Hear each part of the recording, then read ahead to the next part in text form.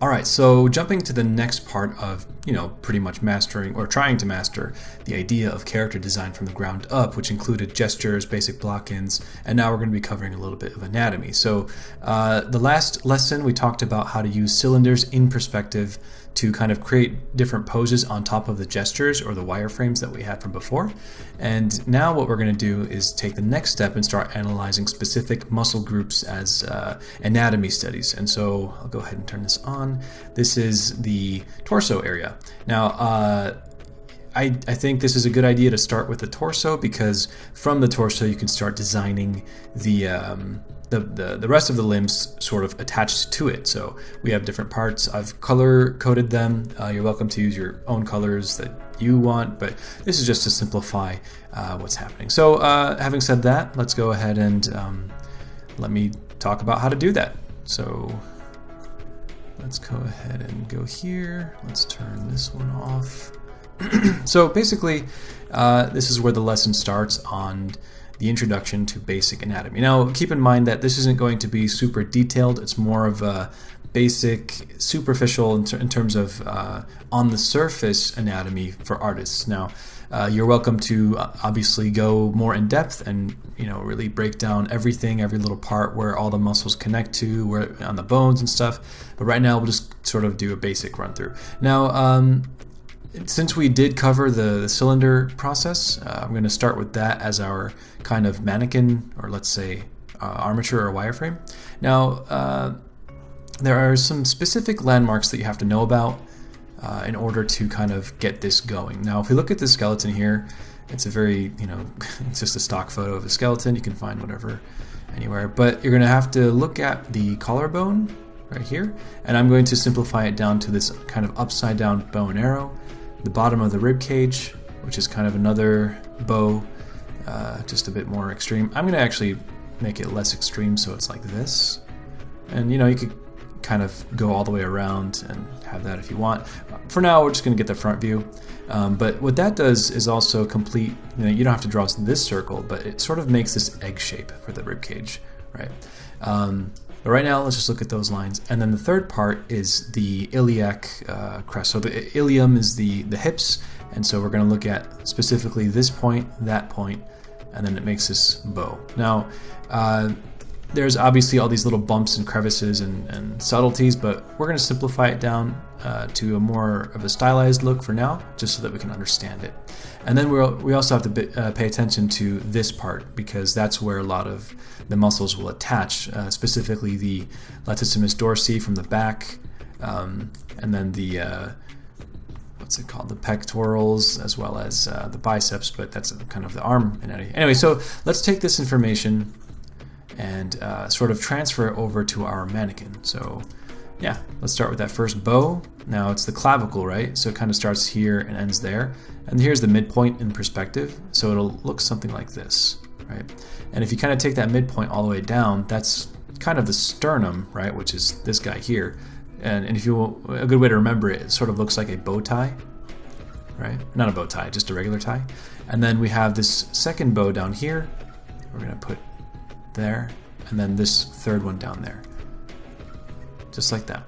And it kind of dips down slightly below where the legs are. So if here's the great trochanter of the femur, which is this guy here, it's going to be a little bit lower than that.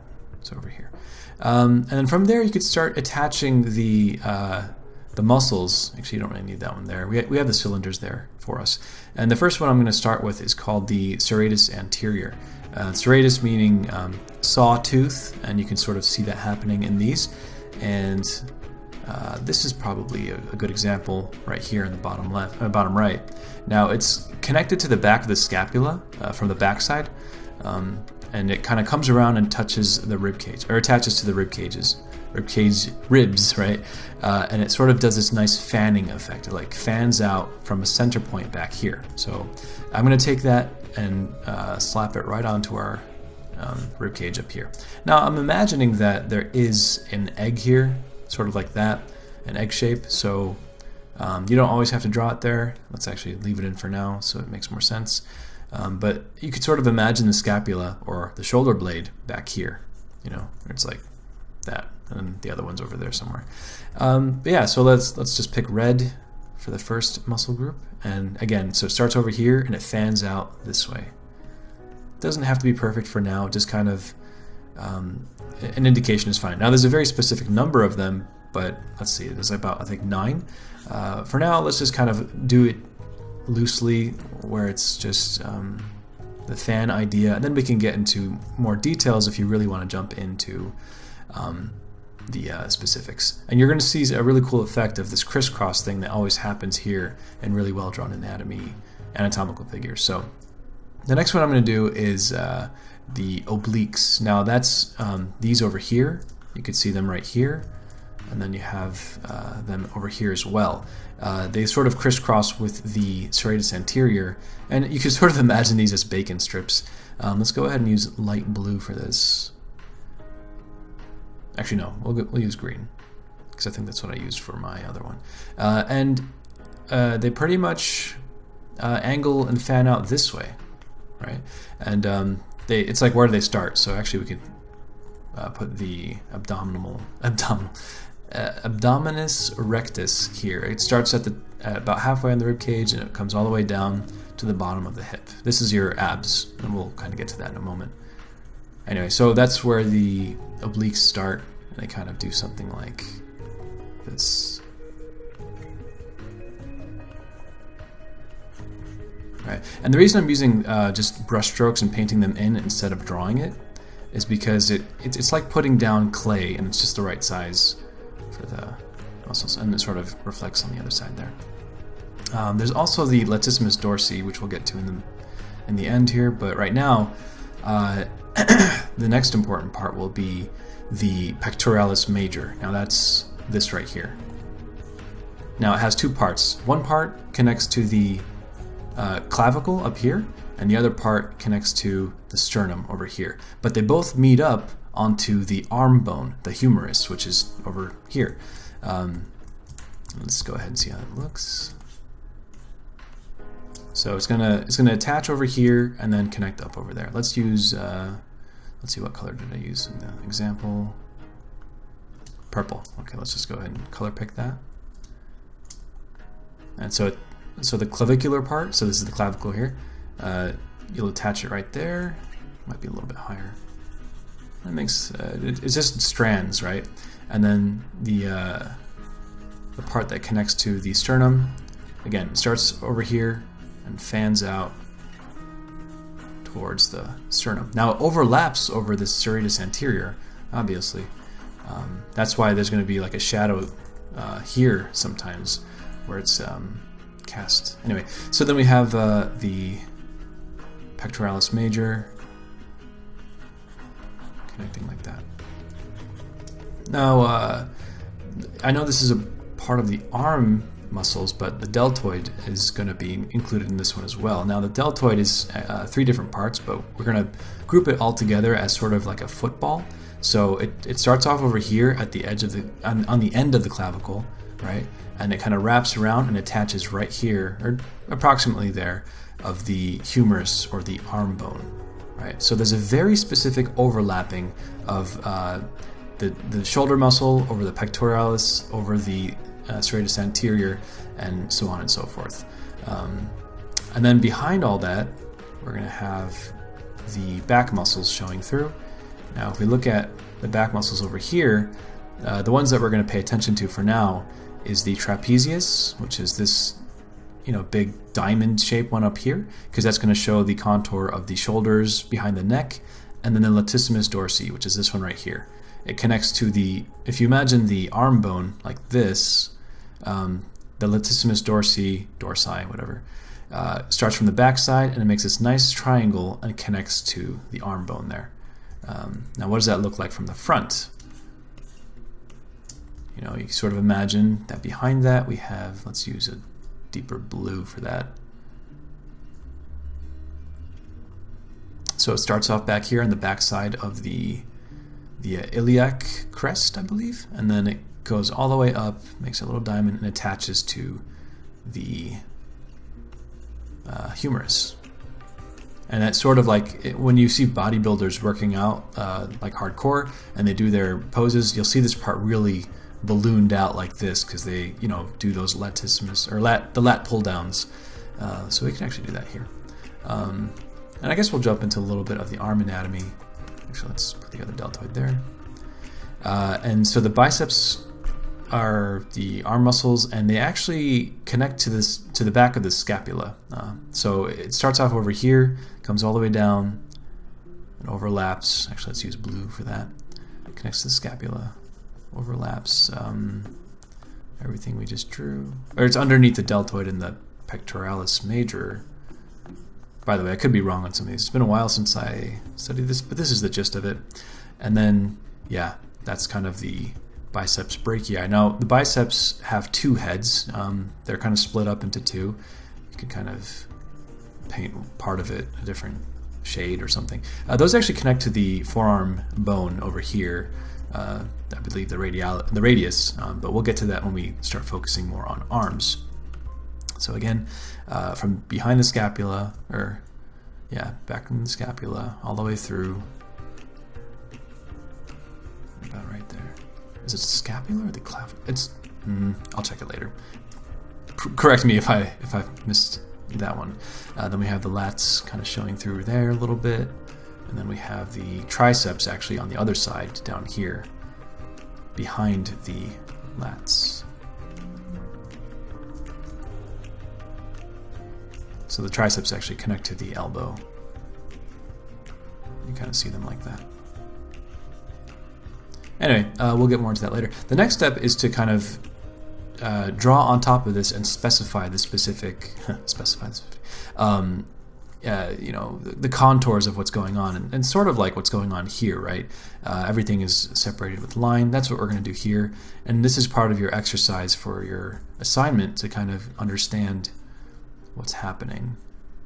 So, and it's good to follow the form of the muscle so you can kind of understand what's really happening, and it kind of wraps around, and you're not seeing the end of the clavicle here, but over here you'll see the clavicle and then the deltoid wrapping away like that. And if you think of Spider-Man's design for his costume, it sort of does that and actually has the webbing along those form lines. So the next part is the pectoralis. Now this is the clavicular portion, and then the sternal portion. Sometimes you'll see like a staggering effect there, because you know the striations of the muscles have a you know, not a perfect straight line. So there's the clavicular portion on the other side, and it might be tricky drawing this in perspective. You're welcome to do it from the front view, you know, like more of a isometric view or something.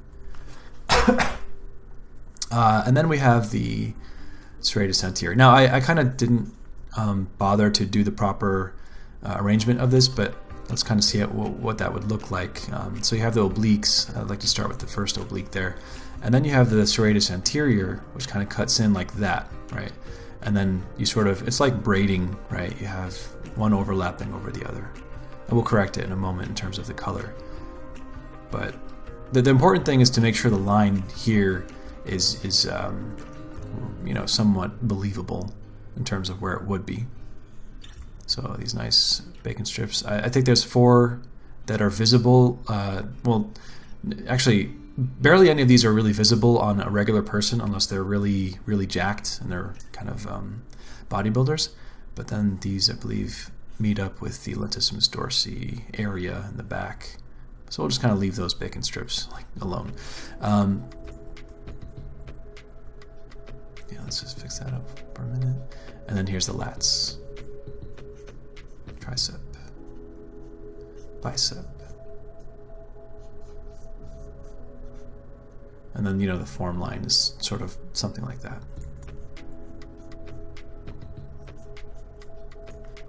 So the abdominal, I can't say that word, abdominal muscles. Now, I like to draw a line here to sort of know where the center line is. And I try to find out where the belly button is. And it's roughly, you know, from this distance, it's about halfway, but lower.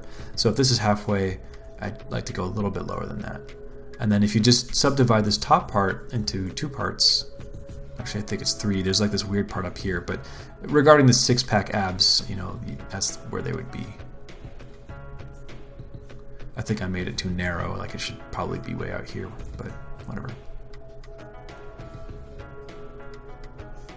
There's a six-pack, and then this part down here that connects to the hip bone. So then we have... This is a bit tricky. Oh, wait. Yeah, sometimes you won't even see Serratus Anterior from this angle. It's going to get messy over there.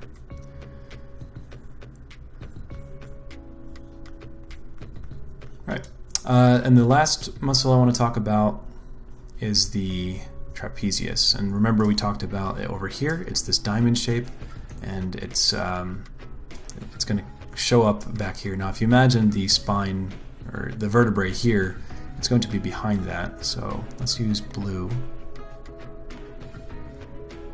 and it's going to be a nice diamond. So it's like attached from the backside, obviously, and it goes up like this.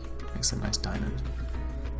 It connects to the back of the skull up here, right? So, or on the back side, the occipital area.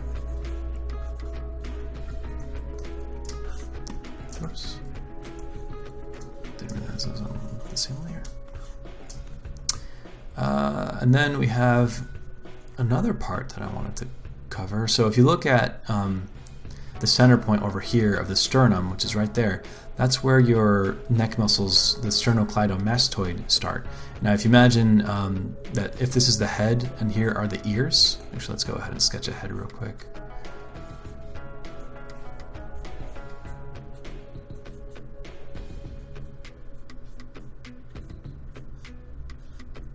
Alright, so if the ears are there, the sternocleidomastoid starts at the pit of the neck, or the center of the sternum, and goes behind the ears. And then if you see this one going behind to the other side, then you would have like the Adam's apple there. And then you could sort of see the starting of what the neck would look like if the person was, you know, a bit more fit. So we can draw a line on that.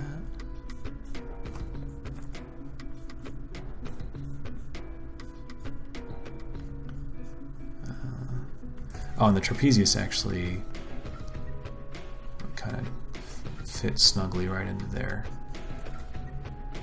overlapping the front part of the deltoid, or the back part of the deltoid. The thing about the trapezius is it kind of has this form language where it rolls over like this. And there's actually another sheet of muscle here called the platysma. If you look over here, that's what this is. But we're not going to concern ourselves too much with that. But yeah, that is the basic introduction to the torso. You're welcome to draw the backside. It'll be the same thing where you would break it down into groups. I would suggest making it into this being one group, this being another group. Well, kind of has, they're like connected by this fascia. But then you'd see the backside of the deltoids, and then so on and so forth. One thing to remember about the back muscles, though, is there's this kind of interesting curving roundedness over here, as if there's two tubes going all the way up like this, right? And that is called, it's a collection of muscles, I believe, called the Erector Spinae, because it's on the spine on either side of it. So it'll kind of create this effect. Also, the absence of muscle here, in those areas, on certain people will actually create dimples, back dimples. So that's kind of why they're there. So, all right, that is the basic introduction. Now I'm going to do a couple of these on some more mannequins to kind of show the process again. So let's do another one, because if you look at my sheet of stuff here, it's pretty straightforward. Like once you break it down as if they're like pieces of clay or Lego pieces, it's rather easy, right? Especially if you can figure out where the clavicle, rib cage, and the hips are. Obviously, this whole process was recorded, and you can definitely watch that. It's included in all of this. So, Yeah, let's do another one over here. All right, I'm going to start off with the mannequin technique, where we have the gesture, and then we're going to have the rib cage, and then legs, arms, and the head. Now let's turn that into the cylinders, so that's 3D. And the tricky part is to see what happens when you start twisting the hips against the rib cage as well. And the reason I do this, like, you don't have to do the cylinder thing, you could jump straight to the egg shape, but the reason I do that is to introduce to your mind the three-dimensional space of it a bit more straightforwardly, in a more straightforward fashion. So then we got the arms.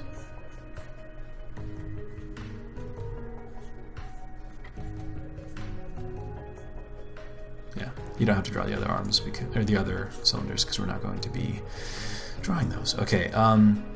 One thing to note as well is this is an example for let's say an idealized male. The same muscles are there for the female, but you can obviously trim that down if you want to be more feminine. You wouldn't have such as broad shoulders. You actually have more of a smaller hip to waist ratio, so you'd have kind of the hourglass shape, and then just overall smaller proportions. Now over here, let's start off with the clavicle line, then the rib cage line down here. You could actually put the top of the rib cage and complete that. Then we have the hips, goes just below there. Then we'll quickly put in the Serratus Anterior coming from the back side. I'll just kind of scribble it in there. Scribble it in there like that, just fanning out from the back side. Then we have the Rectus Abdominis. We have the Obliques. So this side is going to be squashed. This side's going to be stretching because of the twist of the hip. Well, because of the angle of the shoulders. We're going to go ahead and put the pectorals, the clavicular part, and then the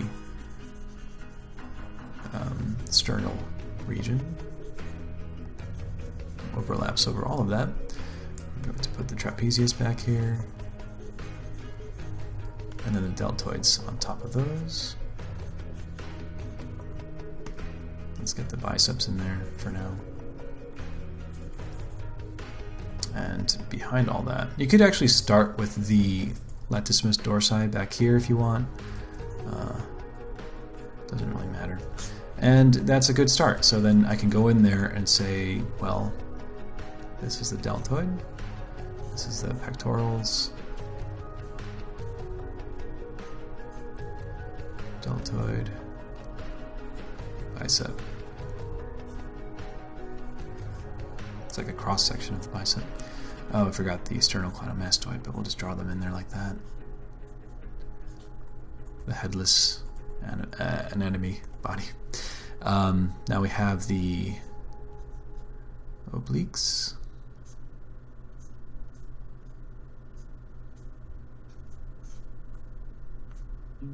On the Serratus Anterior.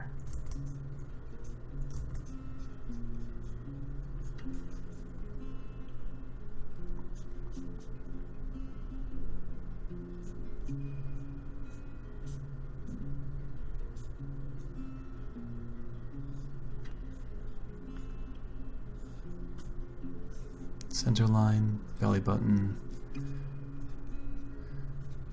abs.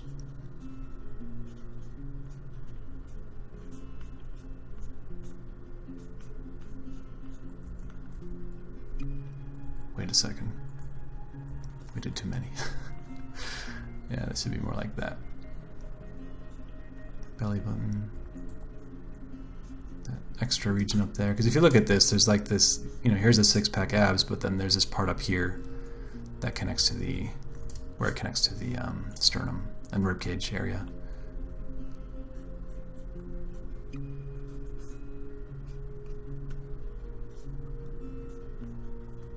Right on. So there you have it. That's pretty much the breakdown of the torso from the front side. Again, you're welcome to turn it around. I think it's definitely a fun challenge to do, but for me, I think I just want to cover the front side for now and then move on to the back side, perhaps in another one. I did want to show this one as an example. I was kind of coming up with the lesson plan, and I like what happened with this one because there's the cylinder of the rib cage shaped like that. It's twisting that way, and then this one's sort of just facing us forward. And because of that twist, there's a subtle kind of staggering effect where these are a bit closer together than these, and it has that really nice twist effect. So have fun with that and try to come up with your own poses and challenges. So all right, so that's my breakdown of the torso, and yeah.